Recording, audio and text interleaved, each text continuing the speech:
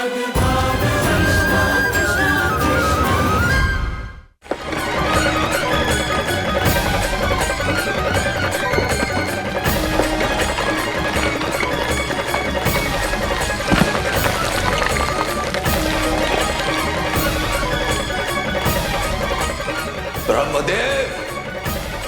आपने मुझे अतुलनीय पराक्रम का वरदान दिया था। क्या यही था आपका वरदान? क्या आपका वरदान लंकेश्वर के लिए कपट था ब्रह्मदेव? क्या ब्रह्म वाक्य असत्य था? कैकसी ने तुम्हें पहले ही कहा था लंकेश्वर, लेकिन तुमने उसकी बात मानी नहीं। लंकेश्वर, महादेव को प्रसन्न कीजिए। राजमाता ने कहा था वो शीघ्र ही प्रसन्न हो जाते हैं।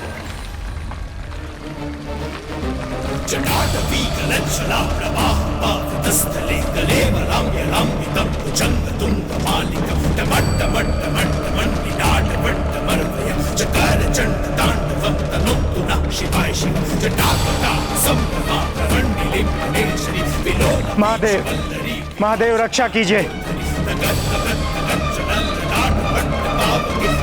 चंद्रशेखरे रति प्रतीक्षणम मम।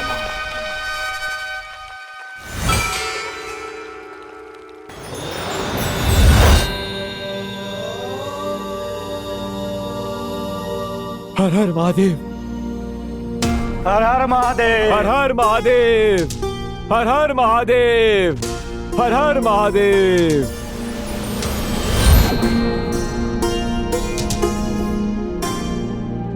हर हर महादेव।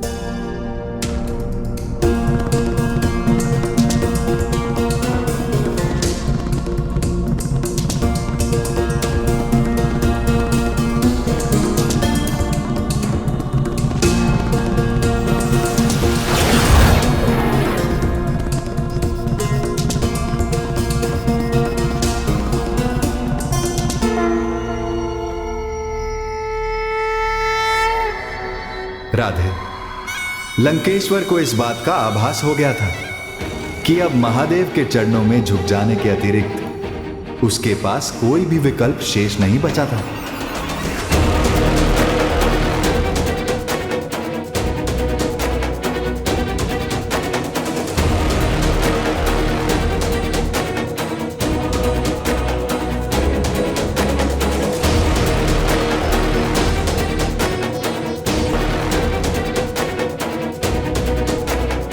महादेव, महादेव, महादेव, क्षमा कर दे महादेव।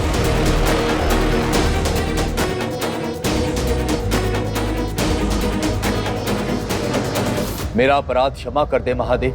हम तुमसे प्रसन्न हैं दशग्रीव। पर्वत के दबाव के कारण तुम बहुत रोए और इसी कारण हम तुम्हारा नाम रावण निश्चित करते हैं।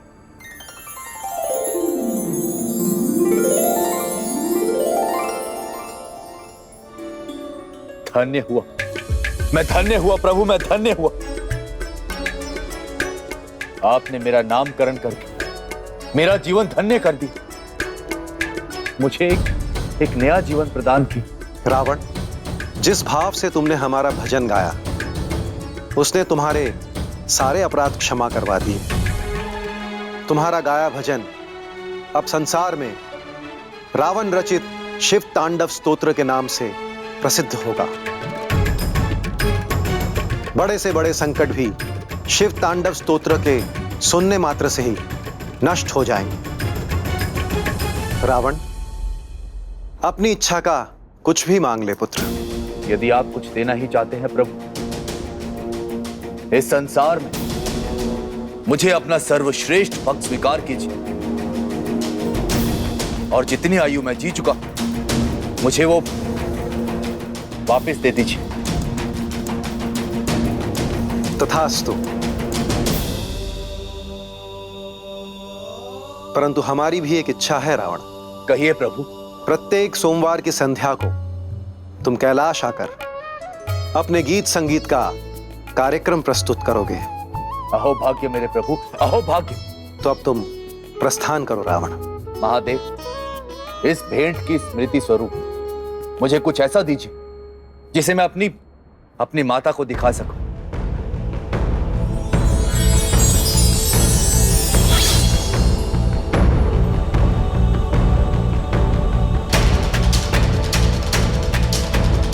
रावण, ये अद्भुत चंद्रहास खड्ग है जिसे हमने स्वयं अपने हाथों से बनाया था। ये बहुत चमत्कारी है, परंतु ध्यान रहे कभी इसकी उपेक्षा ना करना, अन्यथा ये हमारे पास लौट आएगा।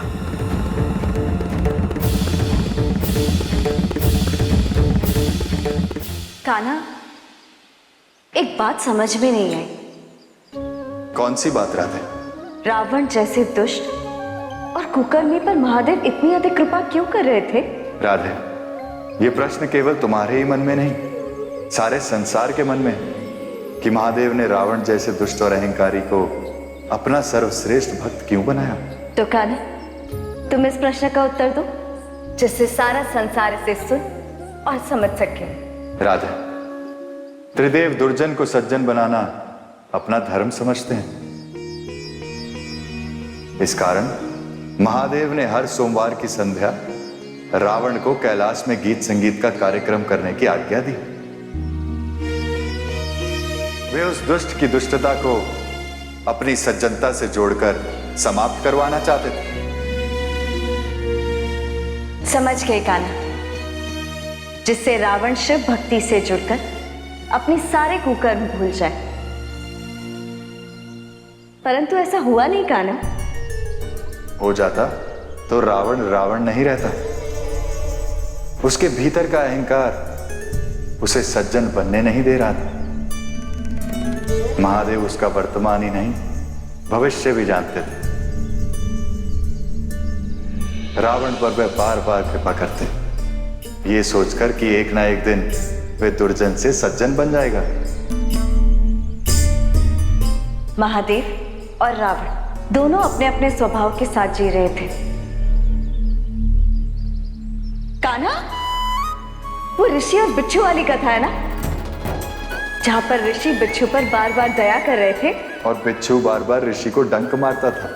हाँ कान्हा, फिर आगे क्या हुआ? सुनो राधे, शिवाज्ञा के कारण हर सोमवार की संध्या रावण कैलाश में गीत संगीत का कार्यक्रम करने लगा। वो सहस्त्र वीणा का सर्वश्रेष्ठ वादक था। सारे कैलाश निवासी हर सोमवार उसकी प्रस्तुति सुनने को उत्सुक रहते। परंतु उस दिन जब रावण अपनी एक नई धुन लेकर महादेव को रिझाने कैलाश पहुंचा, तब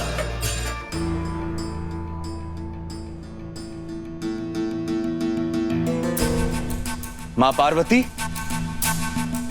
नंदी, भृंगी, महादेव, प्रभु, प्रभु कहां हैं आप? मैं आपके लिए एक नई धुन बनाकर लाया हूं। कहां पर हैं आप?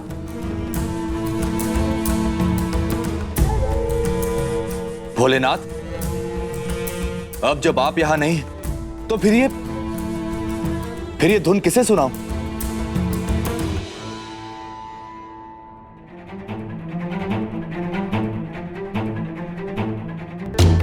ये तो क्या मूर्खता कर रहा है रावण। महादेव कहां नहीं है? वे तो संसार के कण कण में विराजमान, वे तो अंतर्यामी हैं। जहां भी होंगे तेरी धुन अवश्य सुनेंगे।